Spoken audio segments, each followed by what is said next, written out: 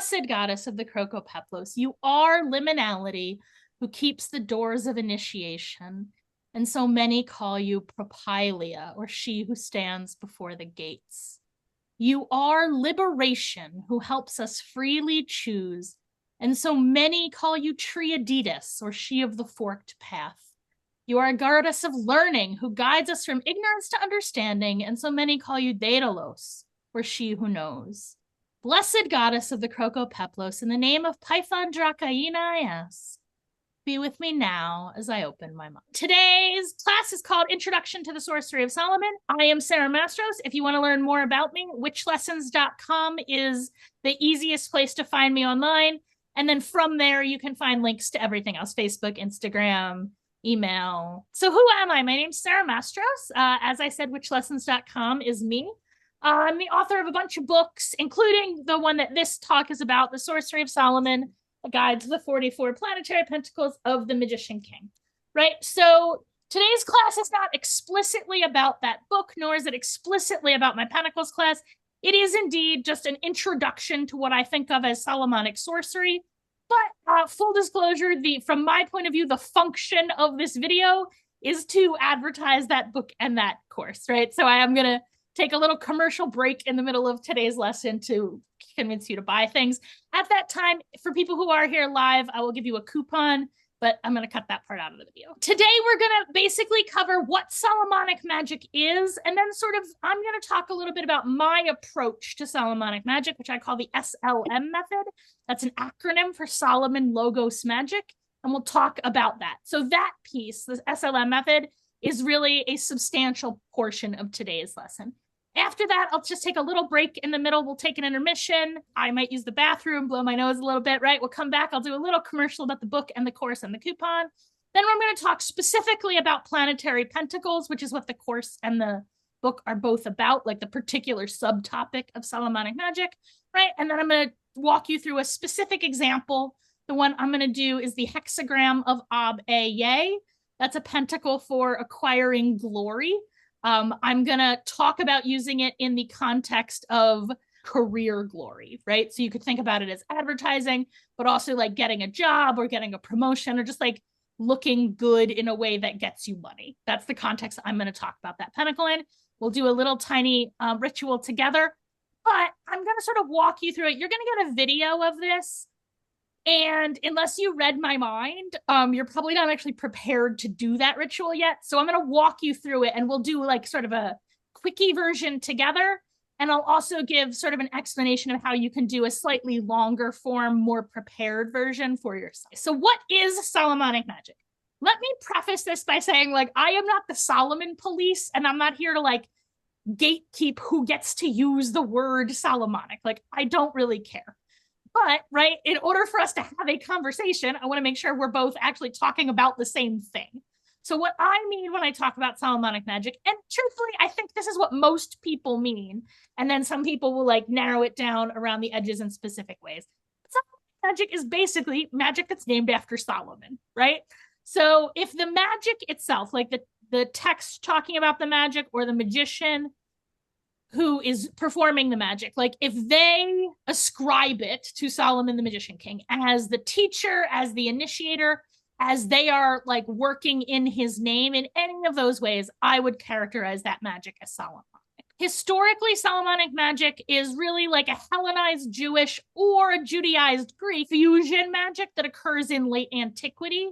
I'll talk about that a little bit more, the specific history of it, on a later slide. It sort of moves through as we move out of late antiquity, right, into like the Renaissance and then into the early modern period, right? We have a family of related grimoires. So a grimoire is a wizard textbook, right? People will argue with that definition, but that's basically what a grimoire is, right? And there's a specific category of grimoires that we think of as Solomonic, and exactly where that, like, what counts and what doesn't. You know, different people will make different judgments around those border cases. But basically, you start with the Testament of Solomon, which appears in Greek in late antiquity.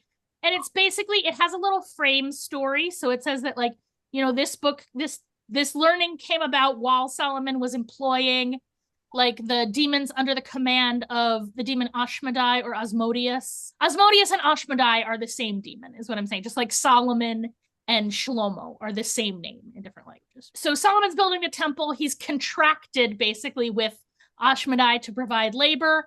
But one of the demons is like making one of his workers sick. And so he questions every demon on his workforce, basically, and gets out of them like their name and their function and like how to conjure them, basically. And you get like basically, honestly, like a paragraph per demon. And most of that text is just this catalog of demons. So we have another text called Sefer Raziel, is a Hebrew text pieced together out of Genizot. So Sefer Raziel is a Hebrew grimoire that is primarily about conjuring angels. And then perhaps the most well-known Solomonic magic, right? Text is called the Key of Solomon, which is like all of these, not really a singular text, but a whole family of related texts, which is primarily about what we might now call ceremonial magic. But in the middle of the Key of Solomon, we also have this section of Planetary Pentacles that I'm going to talk about later. So we have these strains as it moves out of late antiquity, right? We have these different strains of Solomonic magic. And I have this picture here, right, to kind of clarify. So the trunk of the tree of Solomonic magic is in Grecophone late antiquity. So when we say late antiquity, particularly when we're talking about it in the context of like Jewish or Hebrew magic, which Solomonic magic at least partly is, late antiquity as a period generally runs from a few centuries before the rise of Christianity through a few centuries after the rise of Islam. That's broadly the period we're talking about when we talk about late antiquity. So another way to say that would be like maybe 400 to 300 BCE, right? Up through about like 800 or 900 CE. Where the bounds are, it varies depending on where on Earth you are talking and what culture you're talking about. But broadly, that's sort of the period we mean. During that period, particularly at the beginning of that period, sort of most of the regions in which Solomonic magic is arising, right? That is to say, the entire shore of the Mediterranean. So the Levant, Northern Africa, and Southern Europe, and then pushing into the Middle East. So honestly, as far as like North India, that whole region, right? At some point in that period is conquered by Greece and is speaking Greek. So this trunk of the tree in Greek late antiquity, right? But it's pulling together many different roots, right? And so the roots of Solomonic magic, as I mentioned before, are primarily in what we would now call Greece and primarily in the Greek language and in what we would now call the Levant or the Holy Land and primarily in Hebrew. But we're talking going quite far back in history. So the boundaries of who lives where and what cultures are doing what are a little fuzzy and very much do not line up with our modern name. But the primary roots are Greek and Hebrew. And then it's pulling in a lot of Egyptian priestcraft and Babylonian astrotheology. And those things are sort of mixing together and forming Solomonic magic. So as the Eastern Roman Empire, the Byzantine Empire, right, falls apart, the Jewish, Christian, and Muslim strands of Solomonic magic start to diverge from each other. But in the last, I would say, 300 years or so, right, those are all starting to sort of pull back together. And in particular, in the last maybe 50 or 60 years, they are coming back together and forming this new thing, this sort of modern, globalized, cosmopolitan Solomonic magic. And that's really the tradition I work in. When many people think about Solomonic magic, they are thinking specifically about like sort of this tiny piece of the tree of early Christian Solomonic magic. For those of us who are learning in English, because of, let's be very clear, Christian supremacy and white supremacy, only Western European Christian manuscripts ever get like translated and published. So there is I would argue, much more rich Muslim Arabic, right, written in Arabic and being practiced by Muslims, tradition of Solomonic magic.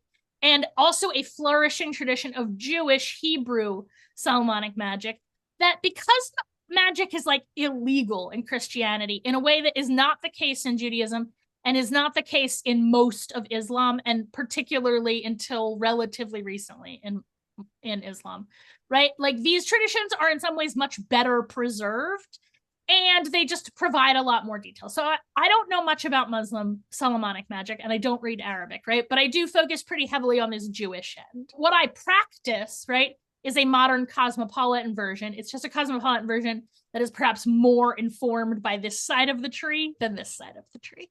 So I'm going to talk a little bit about my particular sort of approach to the Solomonic magic. And I call it a method, but it's really in some ways not as specific as that, right? So it's more like a mindset or like just a point of view that I am bringing to Solomonic magic. This is just the way I do it. I am not suggesting it is like the only way or the best way. That being said, every time I find, like, I kind of do think it's the best way for me, but that's because every time I find something that works better, I just adapt the SLM method to that. Like, it's a quite broad method, right? So SLM are my initials, Sarah Leanne Mastros. They are also SL McGregor Mather's initials, right? And they are also, like in Hebrew, the root of Solomon's name, Shin Lamed Mem, right? Salam, Shalom. Right, Shlomo. And in the course, I'll talk a little bit more about sort of Hebrew and how those those 3-letter root words work, right, as sort of magical building blocks. But in the SLM method, SLM is an acronym. It stands for like the 3 pillars that I sort of found my practice of Solomonic magic on. And those 3 pillars are Solomon, Logos, but I'll tell you, sometimes I say language and sometimes I say linguistics. Like I go back and forth on exactly what the L stands for, but they're all sort of in that language, linguistics, logos sort of category. But none of those words is exactly what I want it to be, right? And then the 3rd pillar, of course, is magic, right? So I'm going to talk about each of those pillars sort of in more detail. So the first pillar, Solomon, right? So in Solomonic magic, like when you're doing the SLM method, what you're bringing to that is this idea where whether you believe it to be a true fact or not, you behave as if Solomon, Magician King, right, that particular spirit by that specific name, is the teacher and your initiator and your co-magician when you are doing this magic, right? So the primary spirit ally that I rely on to work Solomonic magic is Solomon, the Magician King, whom I will talk about in a second. You wouldn't think that my claim that Solomon is a key figure in Solomonic magic, you wouldn't imagine that would be controversial, but all the time on the internet, I see people ask this question like, what spirit should I work with to learn Solomonic magic? And I say Solomon and no one else says that. But I think it's a very obvious answer. Not everyone agrees with me on this, right? And I'm not saying they're wrong. Like they can do it some other way, but personally, this is the way I do it. And I think it's I do think it's strange that you would think a different spirit would be at the essence of Solomonic magic, a magic that is named after Solomon. First, I'm going to talk about some good things, some things that are great about Solomon. This is about Solomon as a human being, right? In as much as we can know about him as a historic human being. So unlike, I'm not a biblical literalist by any means, right? But unlike a lot of things that happen in the Bible, right? The books of Kings and Chronicles, which are sort of like the political history of the early country of Israel, they are, in broad strokes, relatively in accord with other outside sources on the history. That is to say, there almost certainly was a king who at least stories of Solomon are at least like somehow based on, right? That is not to say that like everything Torah says is literally true, but there probably is a king named Solomon or who like acquired this title of Solomon, because Solomon really means like peacemaker, right? So even if that wasn't his given name, right, you can understand the kind of a king that would be called peacemaker, right? Torah dates him to about the 10th century BCE, right? But he probably lived a little bit later, more like maybe the 8th or 9th century, probably the 8th century BCE, right? In what we would today call Israel, with like some fuzziness around where those borders exactly are. But broadly, the ancient nation of Israel and the modern nation of Israel are like more or less in the same place, right? Solomon is the son of Bathsheba by King David. I have so much personal gnosis that I like want to tell you about that story, but I don't have time to tell that story today. Features of Solomon, right? So we can talk about who he is historically, right? And he's a king of Israel. He makes peace with his neighbors. He ushers in this time of like sort of cultural diffusion where, unlike King David, who was at war for like most of his kingship, right? The rule of Solomon is really built on treaty negotiations with all the neighbors in the region, and not just his human neighbors, but also like his invisible neighbors, right? So a very traditional folk tale you hear about Solomon, I mentioned it earlier, is that he made treaty with the angels and with the demons and with many other kinds of spirits, right? And so that's really like the superpower that Solomon displays throughout his mythological career, right? Is a negotiating skill that is rooted in wisdom. It's important to understand, though, that Solomon is not, I am not holding him up as a moral exemplar. I'm not saying you should live your life like Solomon. I'm just saying, like, he's a useful ally for doing magic with. Solomon, like most kings, in fact, in my opinion, like all kings, right, is prone, and really like human beings, right, is prone to corruption when he has effectively unlimited power and no partners who are empowered to call him on his bullshit. So if you look at the hagiography of Solomon as it's laid out in Torah and as it's laid out in later texts, right, you'll see that like he's a really good king, and then he, like, his wife dies or his mother dies or his Nathan the prophet, his like advisor dies, or whoever it is that's like advising him. The Queen of Sheba goes back home to Sheba. Whoever's been in advising him, who is like, who has power, like enough power to tell him that he's full of shit and he should sit down. Like when he doesn't have one of those, things go badly for him and for the kingdom he rules. Torah outlines broadly 3 rules for the king of Israel, and over his lifetime in the mythography, we see that Solomon breaks all of them, right? So those rules are: don't hoard wealth. It's important to understand that these are rules for kings, right? And when they say hoard wealth, they don't mean like have a savings account. They mean like sit on a pile of gold like a Zuckerberg dragon, right? Like hoarding wealth in a way that like mere humans cannot even attempt to do. Proliferate weapons. Don't proliferate weapons. Again, this is a rule for a king, so they're not saying don't have a shotgun in your closet. They're saying like don't proliferate weapons, right? And don't keep concubines. So I've translated all of these into modern English, right? And I've made some cultural redactions. The part about concubines and having many wives, again, like takes some like cultural fine tuning.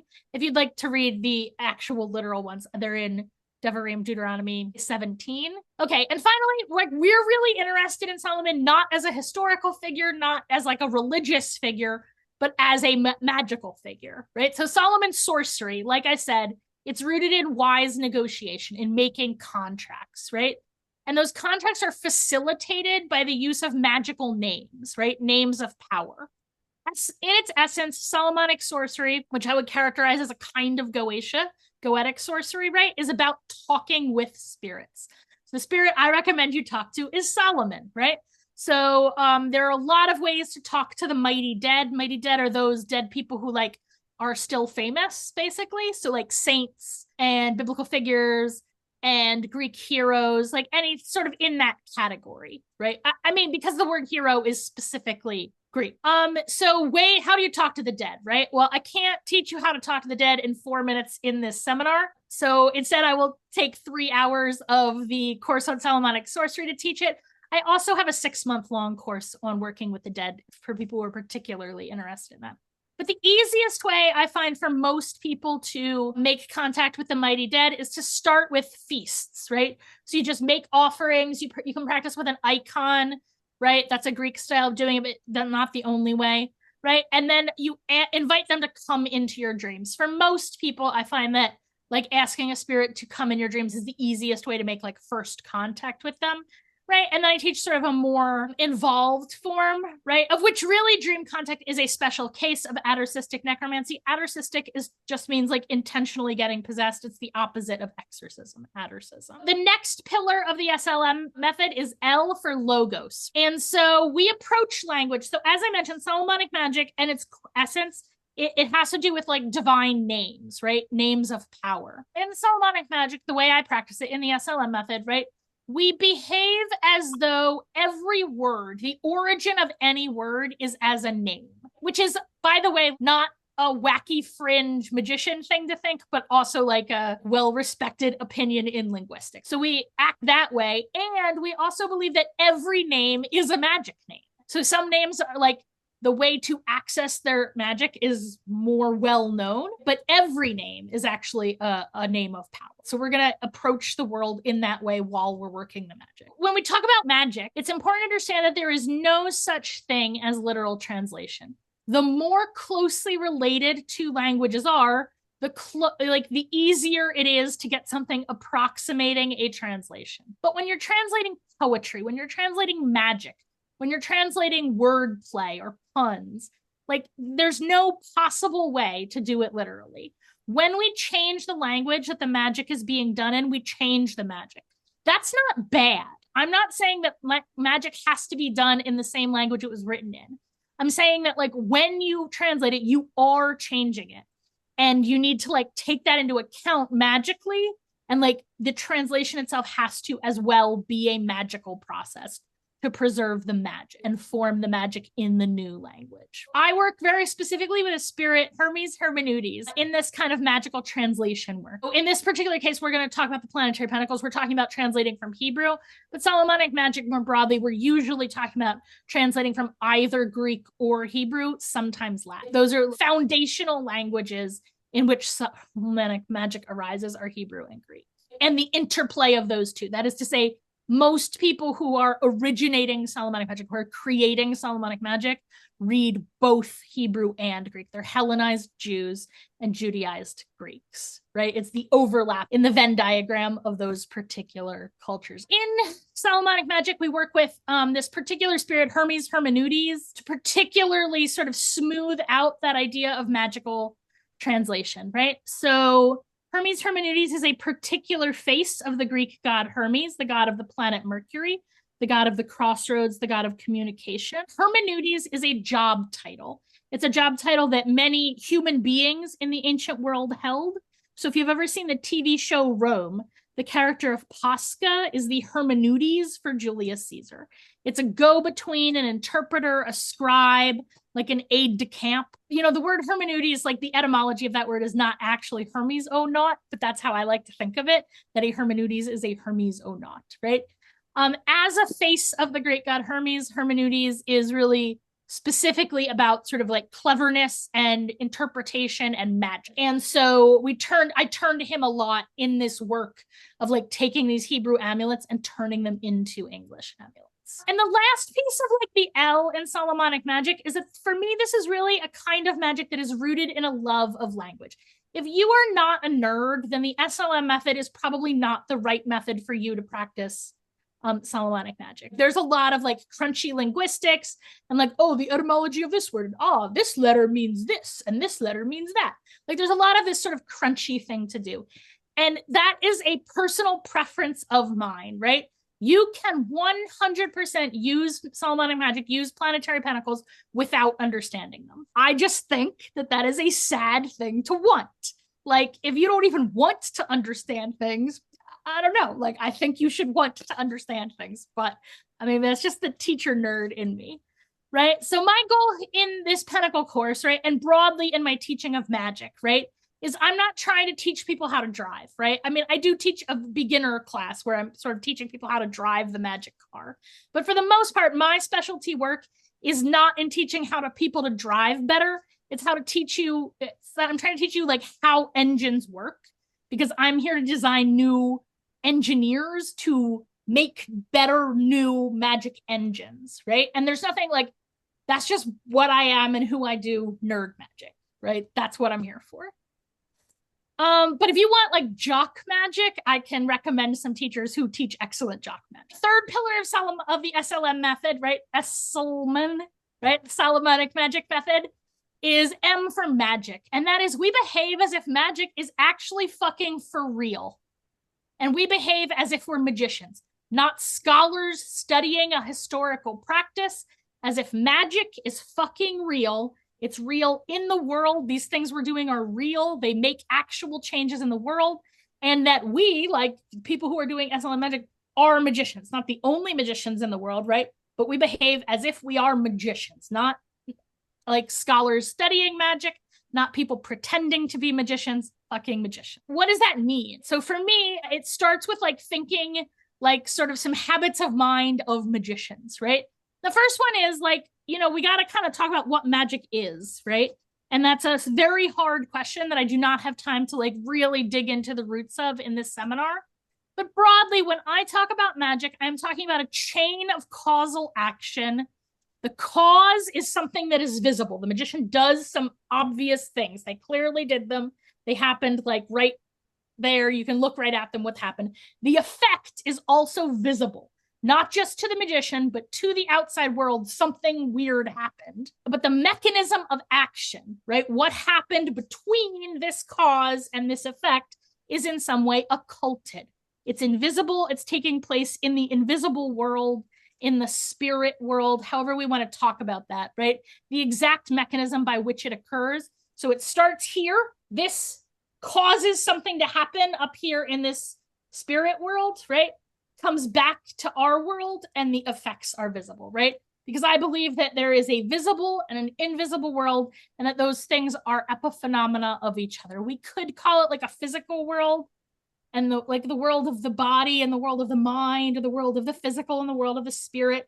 But like, to me, I'm just saying some of them, when I say visible, I really mean perceivable by humans. I don't mean specifically like you can, like, things you can hear also count as visible versus invisible. That's just the language that I have to talk about them. So how do we know about this invisible world if it's invisible, right? Well, broadly, I think we have three sort of paths to figuring things out about the invisible world, which, by the way, are the three paths to knowing about anything that Aristotle lays out when he's talking about epistemology, right?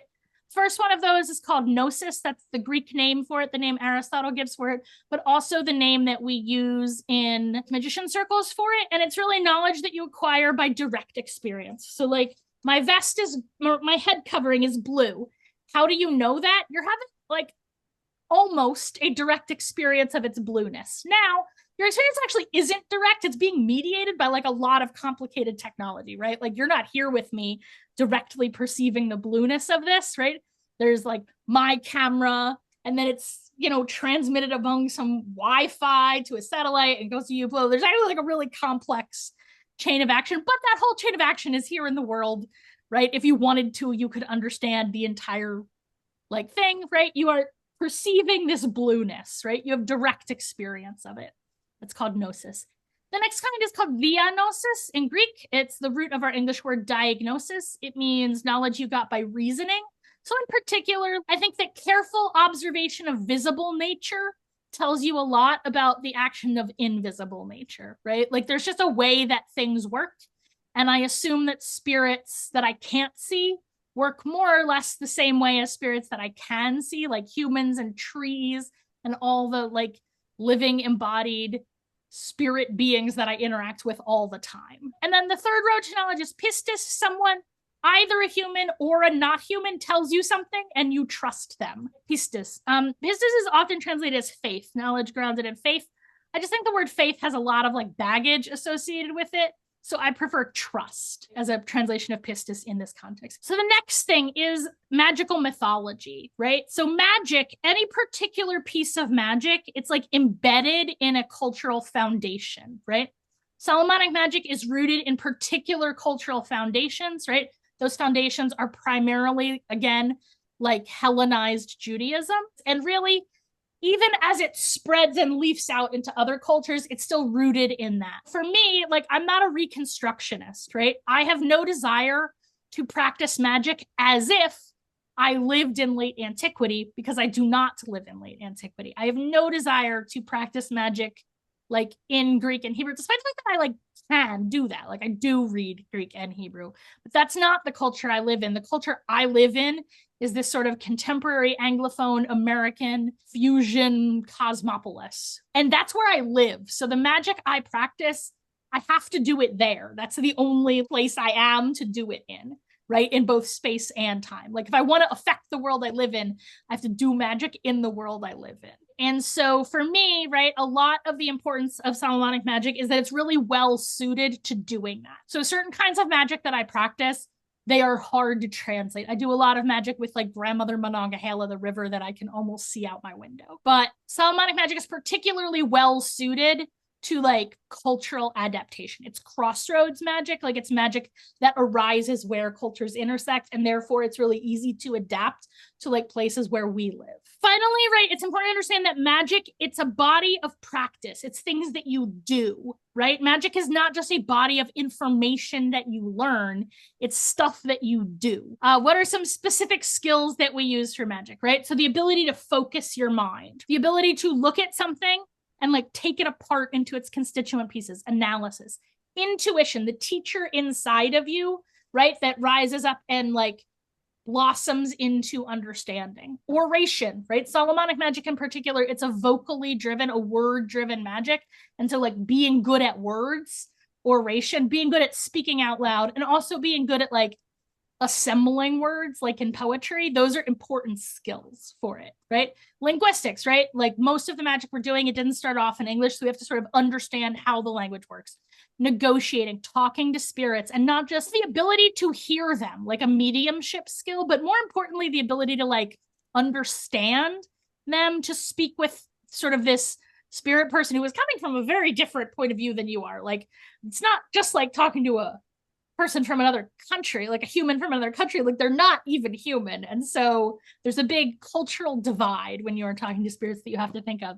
Apparently, I wanted to put some more skills here. So some more skills that I might put there are things like mediumship, things like move and set, let's just say magical energy, things like casting circles. Those are sort of the specific magical skills, right, that I think of as core Solomonic skills.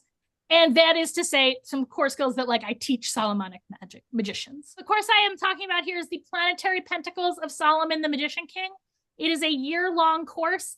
I characterize this as a course for intermediate magicians. That is to say, if this is the very first magic you've ever done, this course is going to be hard. Like if you're a nerd and you really want to work hard and do a lot of homework and extra reading, you 100% could do this class as a smart beginner. But it will be easier if you have some just general magical like experience under your belt already before you come into this class.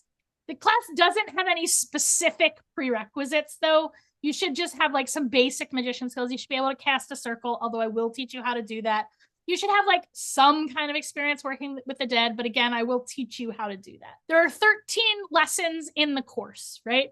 You are taking the 0 one. So I didn't count this as one of the 13, but there's this one that you're doing right now, right? The first lesson in the course is a little bit more about Solomonic magic. So I went really fast over like who Solomon is and how he appears in history and in mythology, right? So I'll expand that a lot, and then I'll teach you how to work with the dead, right? Like the second half of lesson 1 is about an hour and a half of direct instruction on like how to work with Solomon among the mighty dead. But everything I teach you, like you could apply to any mighty dead. In the second lesson, we learn just generally about the planetary pentacles, a little bit more about planetary magic. We'll go through a little bit and talk about like the powers of each planet, right? And then there are 7 lessons, 1 for each planet. The pentacles are organized by planet.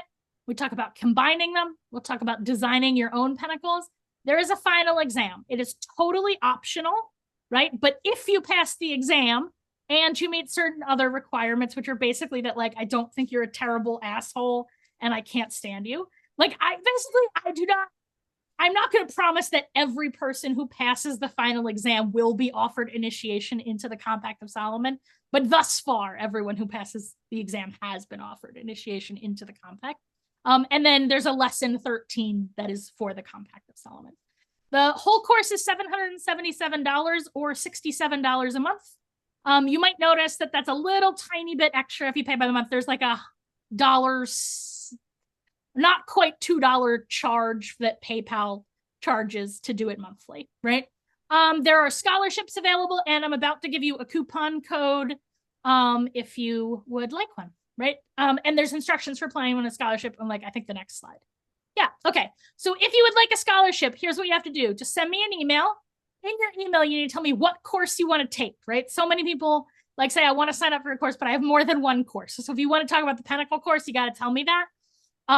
If you look at wetchlessons.com, you can see all the different courses I offer, right? Next, tell me how much you can afford to pay each month. Again, for the Pentacle course, full price is $67. So if you're asking for scholarship, I assume it's less than $67 is what you can pay, right? And then you need to write a 500 to 1,000 word essay answering the following question. How do you expect this course will help you improve the world for yourself and others? We're going to talk about planetary pentacles, right? So I've mentioned them a bunch of times. Now I'm going to actually tell you what the fuck I'm talking about. So planetary pentacle, there are different ways to think of them, but in essence, they are a kind of Hebrew amulet. There is a broader tradition of Hebrew amulets. And even if you don't know anything about Hebrew amulets and you can't read Hebrew, if you just like go to a Judaica store and ask to see some Hebrew amulets, once you look at them, you'll be like, oh, those do look like pentacles. There's just a broader category of Hebrew amulets that the pentacles fit very squarely inside of. Another way to think about a pentacle is as a magical seal or a magical signet ring, right? So I didn't mention this, but one of the things that like Solomon is famous for is he has these magical signet rings, the kind of ring that you would like stamp your signature in wax with. He has this magic ring, or maybe a bunch of magic rings, that lets him do magic, control spirits, etc. Another way to think about a pentacle is that they're a diagram of a ritual. And finally, another way to think about them is as magical machines. And in essence, they're all of these things. Like, these are all true facts about pentacles, but like which sort of viewpoint you look at them from depends based on what you're doing with them. By the way, the word pentacle is not really related to pentagram, right? A pentacle, it's related to the word pendant. It's a kind of an amulet. It's not necessarily a pentagram. In early Wicca, those words somehow got confused at some point, pentacle and pentagram, and I'm not sure how or when that happened. I think Gerald Gardner, but the word pentacle doesn't mean pentagram, even though some pentacles have pentagrams on. And they sound really similar, so I understand why people would think that. In the text Key of Solomon, right, there's a book 1 and a book 2.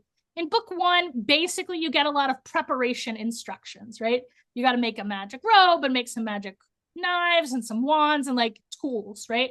And you also sort of prepare yourself to do the magic, right?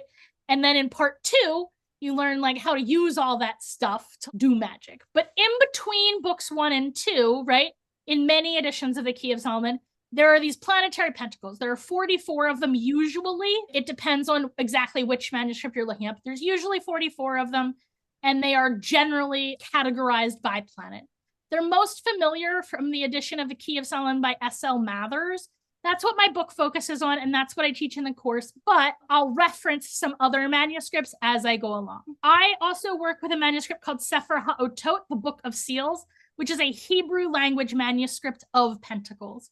So because the pentacles are in Hebrew, right, the manuscripts of them are sometimes clearly being copied by people who don't even know the Hebrew alphabet. So like you look at them and you're like, bro, that is not even a letter. That's just a squiggle. What are you trying to draw? Right? But Sefer HaOtot, even though it's a relatively late manuscript, 1729, I think, because the chain of transmission is entirely Hebrew literate, right? Or appears to be entirely Hebrew literate. It's like a much cleaner transmission. And so I often reference that text. I've been working with that text a lot. I just dropped for Kickstarter supporters, and soon for people in the Pentacle course will also get a copy of a translated monograph. So just a straight translation with very little commentary, right? As far as I know right now, if you want to learn Sefer HaOtot Pentacles, the only way to do that in English is to learn them directly from me, either in my course. That's really the only place you can learn about them. Every once in a while, I like mention one of them on Facebook or something. But if you want to really study it, this course is the only way to do that. In a year or two, when I feel, like just like with a college textbook, right? A professor teaches a course a bunch of times before they write a textbook. Right. So I'm not quite ready to write the full book of Sefer HaOtot. It'll be out sort of in maybe, I'm going to say a year and a half, absolute latest by the end of 2026. Right. And that'll be coming out from Hadean Publishing. It'll have gorgeous new illustrations and everything. But right now, the only place to learn Sefer HaOtot in English is from me. So we have these 44 pentacles, right? So here I have just sort of like summarized what they're for. So they're categorized by planet. In the chart, I have categorized them by cross planet, right? So here's moon of Mercury, moon of Venus. This chart is, don't worry too much about the rows, right? That you could move them around, row and row, but you can see the moon ones. There's a dreaming one, there's a conjuring one, there's one for witchcraft, there's one for protection, which I understand particularly to be for protection during like out-of-body magical travel. There's one about the weather, and there's one for like opening underworld gates. So you can see this is kind of like generally a summary of what the pentacles are for. Today, we're going to work with this one, the Glory Jupiter one. I'm going to give you some very, very, very short instructions on how to make a planetary pentacle. This is the SLM method of doing it. There are many other ways to do it. If you want more detailed instructions, there are much more detailed instructions in the book and even more detailed instructions in the course, right? The first step, I think this step is super important. And in my opinion, many people just skip this step entirely, but it is the most important step on this list. And that is you need to understand the pentacle and why you are making it. So you have some specific intention for why you are making that pentacle. You need to know what that intention is quite clearly in your mind. You also need to know why you have chosen this particular pentacle for that intention. And that means you have to understand the pentacle so that you can match it up. Like in your head, before you start the magic, you have to understand, you have to be able to match the precise pentacle. Like it's a machine and you're using a specific machine. And why are you using this machine? It's to do some particular thing. And you need to understand how this thing does this thing. Step one. Next step is to pencil in the pentacle, right? So these steps are written for people who I assume don't read Hebrew, which is why I'm telling you to pencil it in advance, because drawing Hebrew like an alphabet you are unfamiliar with while you are in magical trance is like a lot to ask from people, right? So pencil it out first, and then you're just going to trace over it, right? And that way, like, you don't have to worry about like managing the Hebrew while you are in magic trance, right? So pencil it all out, or you can just print one out. Like you can gray it out and print it out and then trace over that with a pen. Next, you're going to enter magical space-time consciousness. If you want to do like a metal one, you can get a metal one that's pre-printed, but still you're going to like trace over every word and like awaken it just as if you were writing it yourself. I recommend doing that with like a small paintbrush and some kind of magic oil. You're going to enter into magical space-time consciousness. This is a course for intermediate magicians. Pentacles generally are not a beginner magic, so I'm going to assume you already know how to do that, right? You're going to assert your magical authority, right? So the first thing you do after you've opened that magic space-time consciousness, the first thing you're going to do is assert your authority to be doing this work, right? Because Solomonic magic, it's a magic about like negotiate. It is essentially a transactional, contractual magic, and you're going to assert that you're allowed, like you participate in this contract, right? Like, and for me, the way I would recommend to do that is wearing the mantle of Solomon. Like, hey, Solomon sent me. He approves of this work I'm doing, and I'm working for him right now, or under his auspices, right? Assert your magical authority. Next, you're going to ink the pentacle. And while you do that, you're going to remember that every word is a name, and every name is a spirit. That a word is a name is a spirit. And as you write every word, every name, you're going to like feel the power of that and how it relates to your magic intention, right? Every one of those spirits, once you've gotten it inked, you're going to make compact with the spirit of the pentacle, right? Or the spirits. Many of them have multiple spirits, right? And then at the end, you're just going to seal that work. So this is the particular pentacle we're going to work with today. This is the hexagram of Ab-Eye. So the names for the pentacles are not traditional. Like they never had names before. I just gave them names in my book because I think it's easy. Because every time I would try and talk about them, if I call this Mather's second pentacle of Jupiter, the next question is people are going to be like, is that the one with the 6-pointed star on it? I'll be like, yeah, it is. It's a hexagram.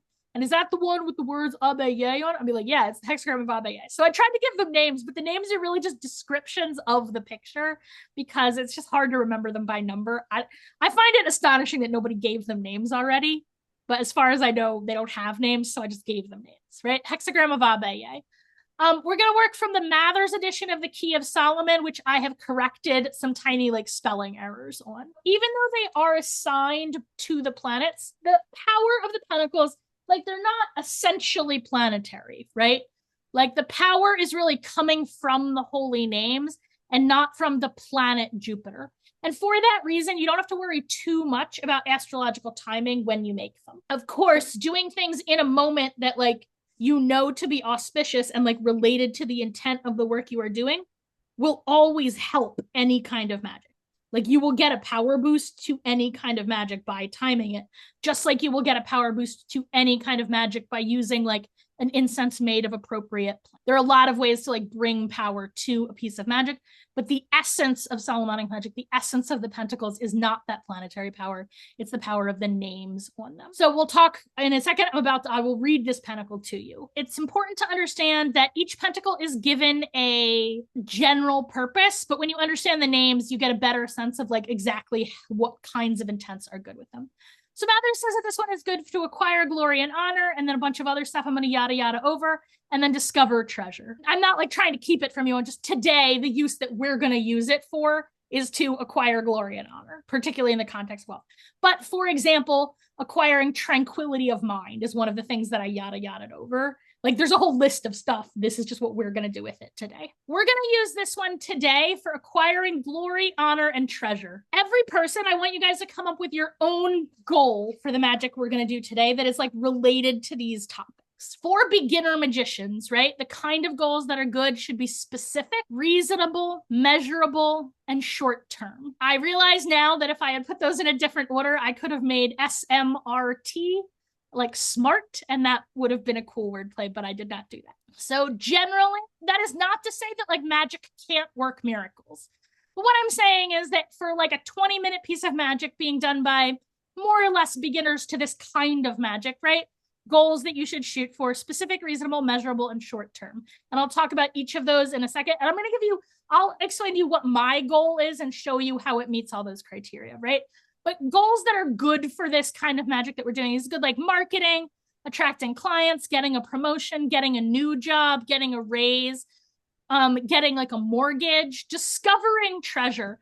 But I will say my experience with magic to discover treasure in the modern world, like I do discover treasure. Like I can hold a pendulum over a map and have it circle around somewhere where there's buried treasure, but it's probably going to be a bank vault. Like it can tell me where the treasure is, but doesn't.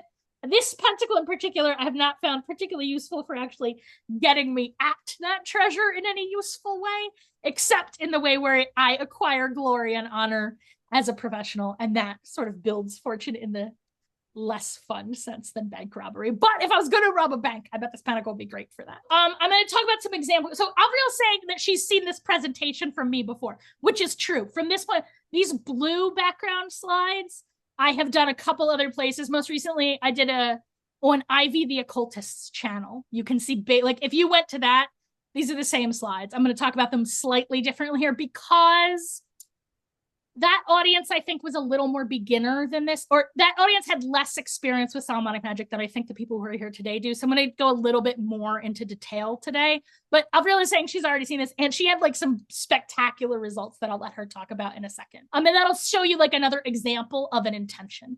So my intention with this pentacle, right, is to enroll 100 full tuition students in my pentacle course by the full moon on November 15th. That's right. I am going to use this pentacle in this log form infomercial to do magic to make the infomercial work. But I'm telling you up front, that's the magic I'm doing, right? And I'm doing that as an example. Let me talk about how this meets these criteria. So is it specific? Yeah, I mean, it's very specific. Like, this is not some kind of like, I would like to get more business, or I would like my business to do well. Like, it's really quite specific. Is it measurable? Yes. On November 16th, I will know whether or not this worked.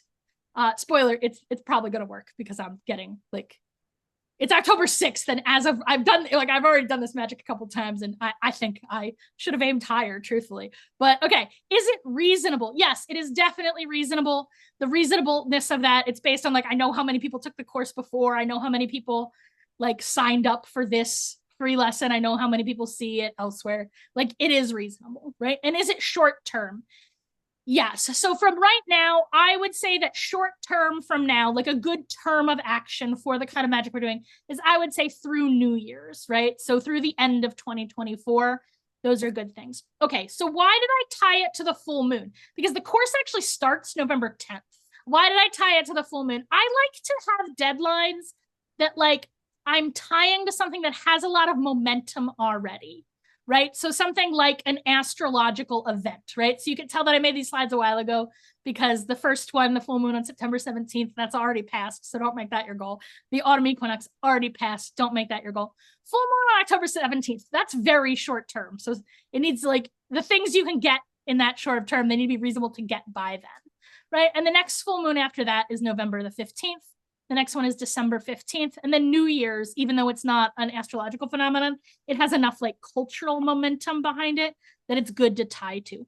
The reason to tie your magic to these things with momentum is because I'm kind of saying like, Just like I know for a fact that the moon will be full by November 15th, this thing I'm saying, it like is being dragged along by the momentum. I think magic should always have deadlines, because otherwise you get in this place where like, did it work? I don't know. And I like to always tie my deadlines to a full moon. So now I'm going to explain the pentacle to you. And so while I do that, like think about what I'm saying, and that might help you revise your goal a little bit more specifically. How does the hexagram work? It's important to understand that this magic, it's not mysterious or obscure. There's actually instructions written on the pentacle. They're just written in Hebrew. And so you need to like know how to read them. The pentacles probably do have a Jewish origin, although it's not entirely clear. Judaism itself is a closed practice, but the pentacles absolutely are not a closed practice. At no point in their history have they been exclusively for Jews. When Jews write about them, they are routinely writing them for non-Jewish clients. Like, absolutely not a closed practice. Nothing, I am Jewish, right? But like, and I know many of the people in the audience are as well, but like what I'm about to teach you is not a closed practice. Anybody can do it the way I'm going to teach you to do it. Like, I won't teach you to do something you shouldn't be doing. Holy names are the power that powers this pentacle, right? In Judaism, we would say that they are written in letters of holy flame, right? So think about that as we go through it. The versicle around the outside is like a lens. So it takes the power, the flame of the names on the inside, and it like pushes that fire through this lens that sort of filters how that power expresses itself in the world, right? So as I said, the instructions are written on the pentacle. So now we're just going to read the pentacle together. Well, the versicle here is from Psalms Tehillim 112:3. It says, with wealth and riches will be in their house, and their generosity endures forever.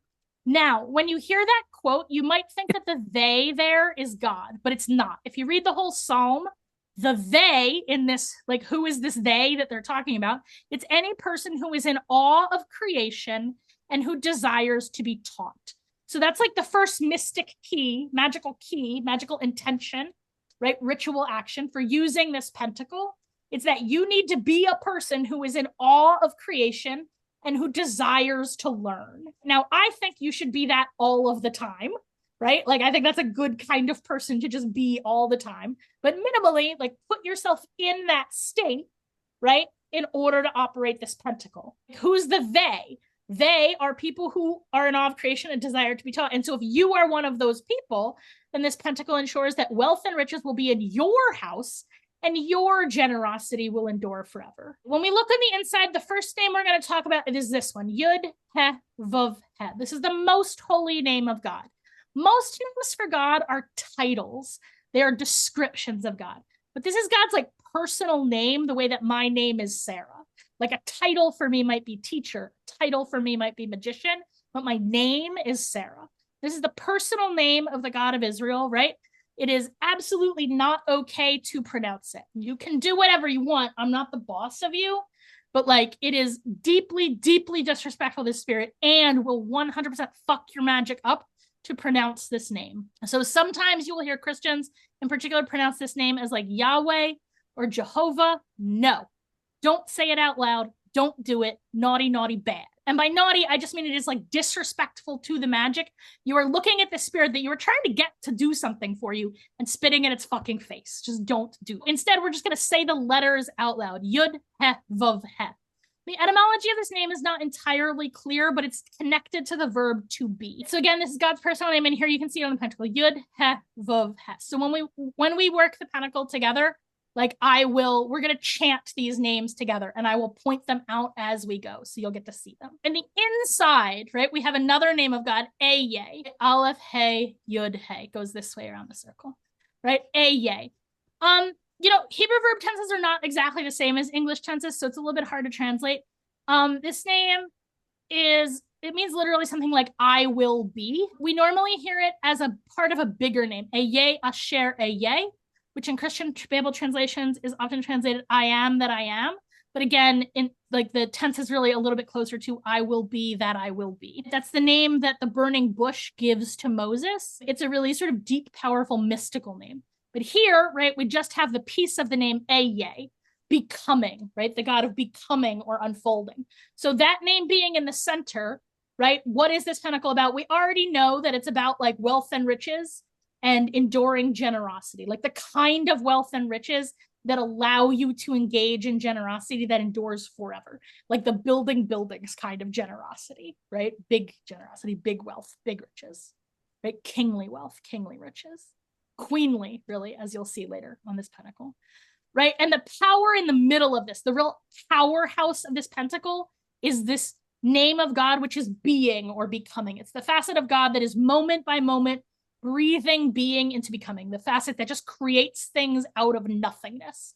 That's the power in the center of this pentacle, right? Again, we're going to think about it as a magical machine, and that's like the battery in the heart of this machine. So here we have Shin, Reish, He. This is the personal name Sarah, right? It is often translated as princess, but like that is such a weird feudal European retrojection of like their political structure onto like ancient Israel. Like it doesn't mean princess, it means like female chieftain, right? So in English, we might even say queen. It's important to understand this is actually not my Hebrew name. My Hebrew name is Sarai, not Sarah, right? There's a whole story in Torah about the difference between those. But Sarah here, it means queen in the context of this pentacle. The way we're going to interact with this pentacle, it means queen, and it means you. And like if you're, I assume none of us are actually literally queens, no matter what our gender is. So like what I'm telling you, this means you. In the context of this pentacle, like you are the queen that is doing this commanding. And like there is this implication that you have like an almost sexual relationship with this power in the middle. Like that's why it's a gendered female. But like it's not like this pentacle is only for women or only for people named Sarah. I'm not gonna lie though, it is a little bit of why I like this pentacle in particular, because it has my name on it. Anu, right? Over here, this is a verb. This is the root of a verb, like an unconjugated root, and it can give rise to a lot of different meanings, like listen or hear or respond or like answer a question. Like it's a verb related to the asking and answering of questions. So if we put these two together, we're basically saying like, listen to the queen, respond to me. And then Ab, who are we asking for? You know, the power is coming from that very infinite, very transcendent, abstract God who like breathes being into becoming. But at the end of the question, it's Ab. It's a very intimate name, right? Father, right? God wants to help. God loves you. God cares for you. Right. But remember that not necessarily father in the sense of like you're a child, right? But because you're a queen actually in this, right? But like the face of God that really wants to help. It's very like personally invested in you in particular. That's the power we call on with that name. I'm just going to run through it real quick again to make sure everybody's got it. On the outside, wealth and riches will be in their house and their generosity endures forever. In whose house? In your house, as long as you are in awe of creation and you desire to be taught. Most holy name, we're going to call that one first. Then Eye, then Serah Anu. I'm going to do it all in English except for the most holy name. So Yud He Vav He, and then being. We'll also chant Eye. But here we're just going to say, listen to the queen. Like we're not going to worry too much about the Hebrew here, right? And then we're going to call Ab, Father God. The first piece you need to do is intend your intent. So if you do not have a specific intent in mind at this time, then I encourage you to, while we do it together now, just intend wealth and riches will be in my house and my generosity will endure forever. And then you can do it again with a more specific intent, but you can sort of prime the pump with that kind of vague one, which will like get the energy moving, even though it's not as quite as directed. Next thing is you need to be in awe of creation and want to learn. So we're going to take some time and like really settle into that sense. Next, we're going to filter all of our magic through this. This is the lens that we are pushing power. We're just going to generate some power. And the pentacle is going to do all the work of like patterning that power into what we need, right? It's going to do that by pushing it out through the lens, right? So we'll sort of cast a circle around and get that lens in place. And then we'll call the most holy name, then Eye, then Father God. Then we're going to say, listen to us. Right? You're going to speak your intent out loud. So if you don't want other people to hear, you should turn your microphone off. Right? And then we'll again reinforce that circle at the outside. Wealth and riches will be in our house and our generosity will endure forever. So just take some time and like focus your mind and breathe a little bit. Look at what's on the screen. Don't think about it too much. Like the fractals are there to sort of implant some of the geometry of this into your head, but you don't need to worry about them. If you're into cool math puzzles, you can think about like how it is that Pascal's theorem and the Koch snowflake relate to this pentacle. But if you're not, that's okay. They're just there to like trance it up a little bit. Okay, so I'm going to encourage you to close your eyes and take a deep breath in and out. Breathe in through your nose and out through your mouth. In through your nose and out through your mouth. So slow your breath down. Try and make it a complete circle without beginning or end. In and out, no pause between inhalation and exhalation. And as you breathe in, know that the air you are breathing is breathed out by the trees, an eternal cycle. The air you breathe out gives them life, an eternal cycle. And the air you are breathing unites you with every other living thing on planet Earth in an eternal cycle of respiration. I'll breathe in and out and stand in awe of creation. Now think about your intent and how you greatly desire to learn how to achieve it. Right? And really focus on opening your mind and opening your heart to knowing and learning and to the teaching of the spirits involved. Breathe in and out. And whenever you're ready, focus your eyes on the pentacle in front of you and trace your eyes around the circle on the outside, counterclockwise. That's the direction that Hebrew goes. So even if you can't read the Hebrew, move your eyes counterclockwise around the circle, maybe point at it, right? And we're sort of stirring energetically around this outside circle, right? Just really infusing it with power and making it spin in this direction. And this lens that we're building, this magical circle that we're building, what does it say? It says wealth and riches will be in their house, and their generosity will endure forever. Wealth and riches will be in your house, and your generosity will endure forever. Wealth and riches will be in your house, and your generosity will endure forever. Wealth and riches will be in our houses, and it will endure our generosity forever.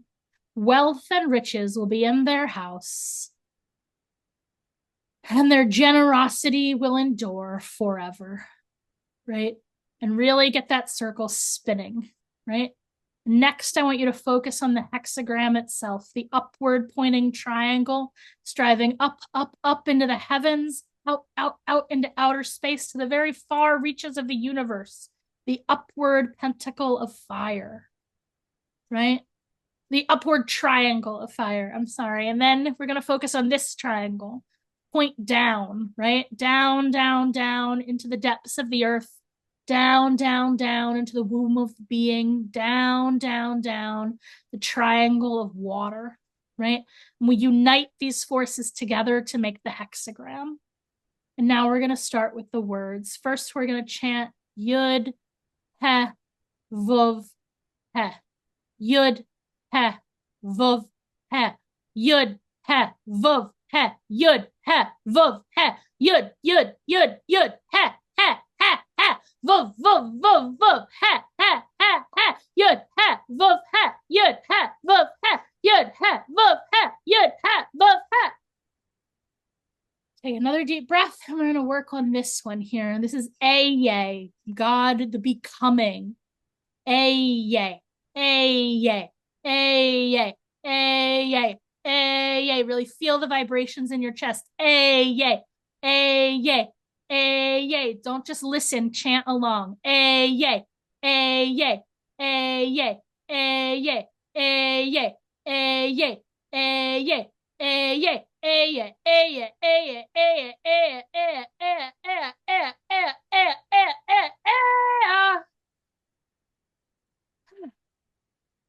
Right? And so now you should feel the vortex of energy spinning in the middle of the circle, right? And we're going to move along and we're going to say, Sarah, listen to the queen. Anu, Sarah, the queen, that's you. Yes, queen, that is you. Pull back your shoulders, hold head high your head, and embody regality. For you are a person who can ask things of the Lord and have them delivered. When you speak, God listens. And nush será, right? Now I want you to speak out loud your specific intent. So my intent.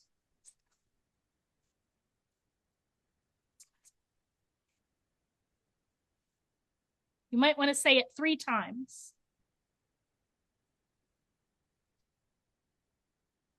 Amen, amen, and Selah. And now we're just going to spin this circle as hard as we can. Wealth, chant with me, wealth and riches will be in their house, and their generosity endures forever. Wealth and riches will be in their house, and their generosity endures forever. Wealth and riches will be in their house, and their generosity endures forever. Wealth and riches will be in my house, and my generosity will endure forever. Wealth and riches will be in my house, and my generosity will endure forever. Wealth and riches will be in my house, and my generosity will endure forever. Wealth and riches will be in your house, and your generosity will endure forever. Wealth and riches will be in your house, and your generosity will endure forever. Wealth and riches will be in your house, and your generosity will endure forever. Spin, spin, spin, magic machine, right?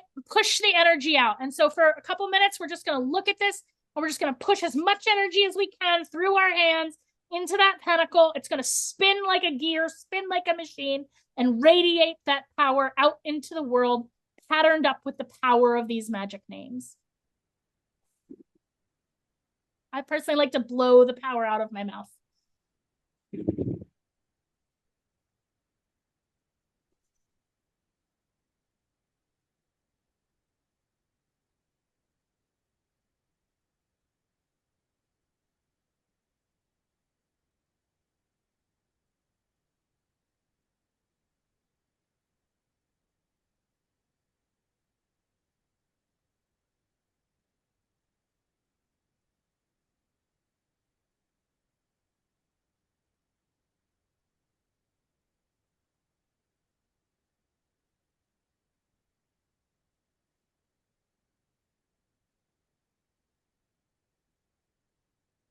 We're coming to an end now. Once again, just focus on your intention. And thank all the spirits who helped, the spirits of this pentacle, the spirit of Solomon, the spirits of the authors and teachers and scribes who brought this pentacle from ancient days to us.